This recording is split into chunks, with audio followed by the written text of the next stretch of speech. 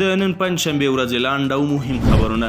په کابل کې د آذربایجان جمهوریت سفیر ښاغلی الهام محمدوف د امارت د بهرنیو چارو وزیر مولوي امیر خان متقي سره په تعارفي ناسته کې په کابل کې د سفارت پرانیستلو په اړه د هغه هیواد د بهرنیو چارو وزارت رسمي لیک د بهرنیو چارو وزیر ته وړاندې کړ. دوحه کې د اسلامي امارت سرپرست سفیر محترم ډاکټر محمد نعیم د قطر هیواد د بهرنیو چارو وزارت په رسمي بلنه د یاد هیواد د پایښت پر لور د بیا کارولو پر نوم نندارتون او کنفرانس کې ګډون کړی. نن پنجشنبه د 1442 لږدیز لمریز کال د سلواغې میاشتې 26مه نیټه په افغانستان کې د شوروي د ماتې 15مه کلیزه ده.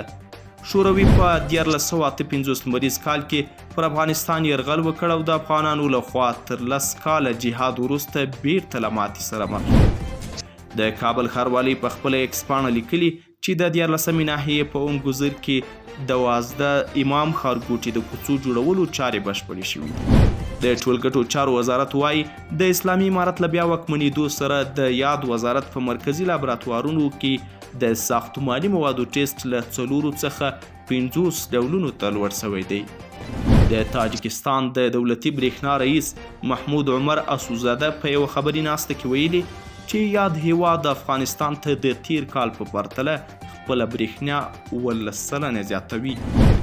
پرون د تورخم له لارې 18، د سپین بولدک له لارې 22، د پکتیکا د انګور اډې له لارې 3، د هرات د اسلام کلا له لارې 48 او د ورېښمو پله له لارې 47 کورنۍ هیواد ته راستنې شوي دي. د اطلاعاتو او کلتور وزارت د هنر او فرهنګ معین مولوي عتیق الله عزیزي د اکاډمیسن دکتور محی الدین هاشمي کتابتون د فنونو، علومو، څیړنو، تاریخ، ادب او هنر یوه ستره زیرمه یاده کړې او تیاری یې ښودلی چې د کتابتون د تنظیم لپاره به وزارت خپل امکانات ورسره شریک کړي.